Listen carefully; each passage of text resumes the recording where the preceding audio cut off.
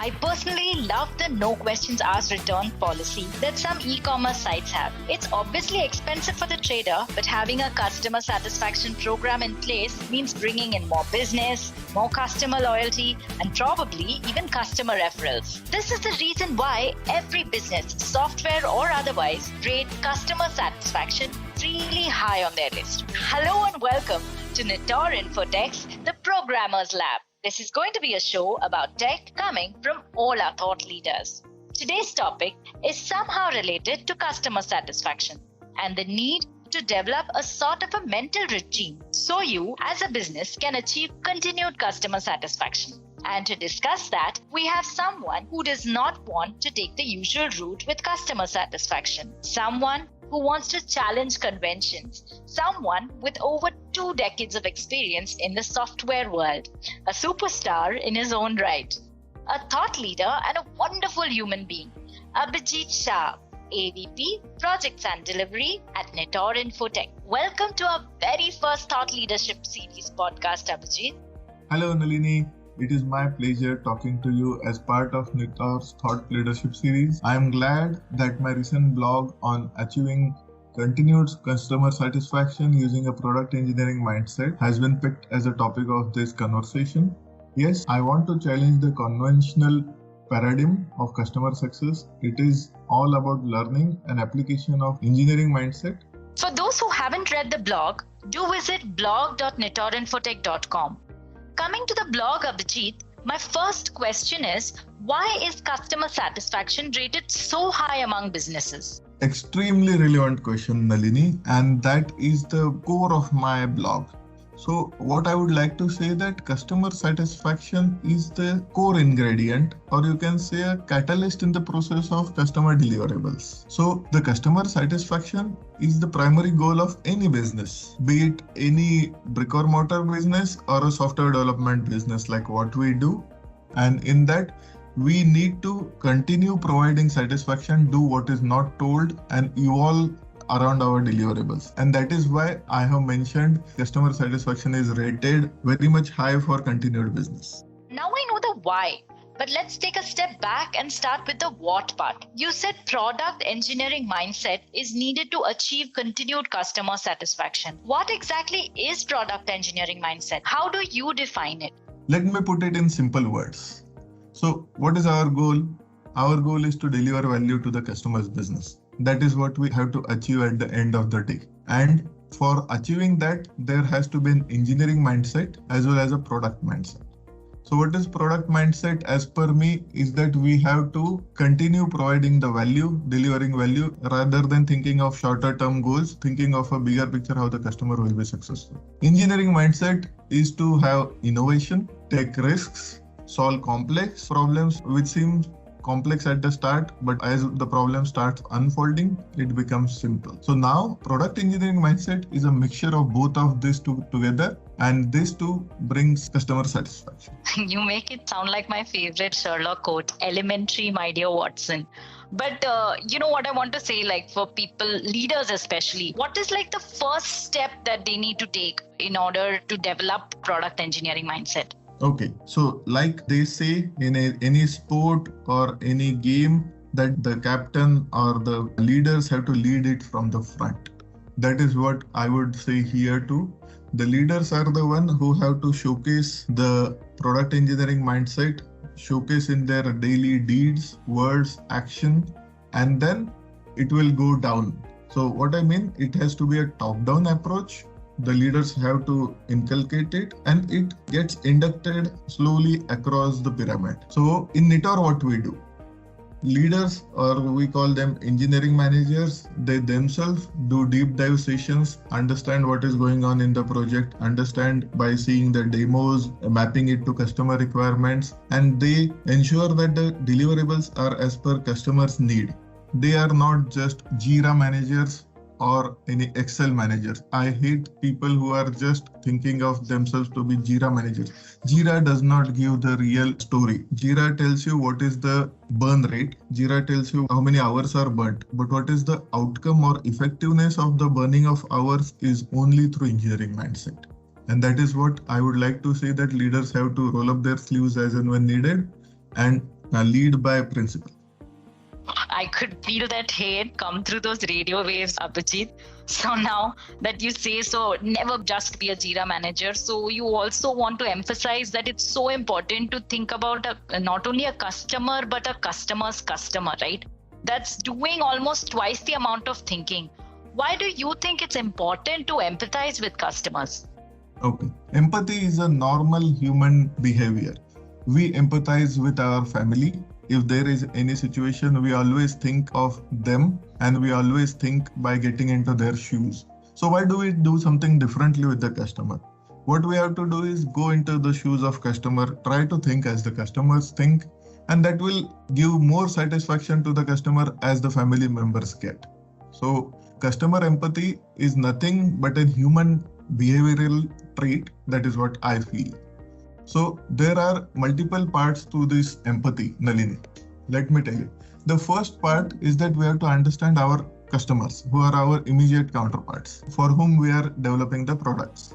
And the second part is to understand the end customers, for whom it is not development, but they are going to use the product. They are the end customers and they don't want a shabby or a underrated product. So for that, I would like to quote top grossing mobile company. So what they focus on is why and not how. So why is most important. So we have to always keep on thinking why a person will be using this product, why a person will be interested in buying the end product that we are going to develop. And that is what makes the difference. It does make the difference indeed. Think about why and the hows. So let's also start thinking. So now that we know that the organization has taken their first step and they've focused on the why and not what and the how, and they're also getting their empathy into order, what next? Okay. That is, I think I need to go into engineering reviews to answer this question, Nalini. So what we do in Nitor, I will tell you. We have to ensure that the customers get the deliverables in a regular and frequent intervals. It should not happen that you are waiting for a Tesla to come and it comes after 1 year. It's true for Tesla, but for software development industry, it's not true. The customer has to see every week or every sprint what is going on, what is getting developed, because software development industry is an ever evolving industry. We have to get the customer feedback earlier in the cycle. That helps. So what I mean by engineering reviews is that every sprint, be it 2 weeks, 4 weeks, we have to ensure that we are delivering a tangible outcome which can be tried out. It works, it is functionally complete, and it does not have any stubs or any dummy data.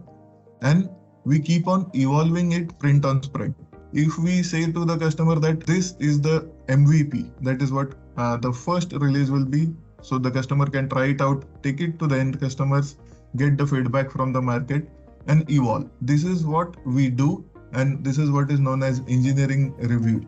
Okay, so engineering reviews, I might stress on that. So it's not for KRAs, I guess. So where do we head next, Abhijeet, after this? Is there some sort of introspection that we need to take after this review? Yeah, introspection is the key. As it is rightly said, successful person has the critics around him. He or she is surrounded by critics. So critics or introspection is very important. So in terms of reviews, after reviews, what we have to do is we have to keep on continuously upgrading ourselves. So what we do in Nitor is that we continuously keep on unlearning, learning, relearning. Some of the technologies which we know, for example, I started 21 years back as a C++ embedded developer. Today, there are no vacancies if I go for a C++ embedded developers. There may be, but not many. So I today have to go to cloud. I have to understand what is known as serverless computing. I need to understand what are the benefits. For example, it reduces OPEX. It reduces the infrastructure cost. It is just useful in the bottom line of the business because at the end of the day, it is charged only for what we use. So such kinds of things, learning every day, understanding what is going on newer in the market is very important. And that is the next step as per your question. Yes, I think so important, learning, unlearning and relearning. So what happens after this? So yes, I know that we need to have our trophy cupboard adorned and all that, right? Yes, But the proof is in the pudding. We cannot just say that, yes, I know Azure Cloud. Suppose I say tomorrow and you will not believe me. So the proof is in pudding. We have to get our people certified. There are a lot of certifications provided by cloud providers, for an example, or there are a lot of third-party certification companies like Udemy, Pluralsight, even LinkedIn Learning gives certifications. So these certifications have to be sought. It has to be a continued process. Like, for example, now Nitor is a SOC 2 compliant company, but we have to keep on getting the SOC 2 compliance every year. It's not that get it once and that's all. So continued certifications from a third-party certifying company is the key. So the pudding has kind of made me hungry. But yes, since we need to continue with our interview, Abhijeet. So when is that eureka moment, when does that microwave kind of ring the bell and tell people that, yes, you have used your PE mindset and you've achieved delivery excellence and, tring here is continued customer satisfaction delivered. When does that happen? Yeah. So I would like to give an example of how we do the engineering reviews. And I would like to have an analogy between the engineering reviews and the effect of product engineering mindset. So let me give an example of cause-effect diagram or a fishbone analysis. There we have causes for any effect, and I would like to have the same cause of product engineering mindset is the cause, and the effect of that cause is delivery excellence as well as the customer satisfaction. And that is what I would like to say, that we have to make course corrections, we have to evolve, we have to take time if needed. It's not that always it will be done quickly. If it needs time, it needs time. But we have to keep on evolving, giving customer satisfaction, learning, unlearning, relearning. And at the end of the day, delivery excellence is the output of product engineering mindset. Yes, Abhijeet, wrapping up, I guess. So any concluding thoughts about product engineering mindset? I would like to first wish everyone who is listening to this podcast warm wishes for their journey in developing product engineering mindset. First, keep your customer at the core. Think as your customer does. That solves half of the problem. Once you start thinking as your customer does, you yourself don't need any inputs from the customer. Even the customer will start believing in your methodology and they will start being less micromanaging. Come up with proactive suggestions, deliver what is good for them and not what is just told to them. And all of this, as in Nitor we call it is value addition culture. So a culture of value addition that we have built over the last 16 years is due to all of this product engineering mindset and delivering value to the customer. Yes, providing value to customers and the listeners of this podcast indeed. Thanks a lot, Abhijeet. It was a really illuminating discussion. I hope all our listeners benefit the same way as I did. Thanks, Nalini, for having me. So for all those listening to this podcast, do share this podcast with your circles and those who've chanced upon our podcast, because some wonderful soul has shared it with them. Please pay it forward. Visit our brand new website with a host of new services, nitorinfotech.com. Follow us on LinkedIn, Twitter, Facebook, and Instagram. You can also subscribe to our blogs on blog.nitorinfotech.com. Also, for any feedback, suggestions, comments, please write to us at marketing@nitorinfotech.com. Thank you. Talk to you next time. Till then, take care.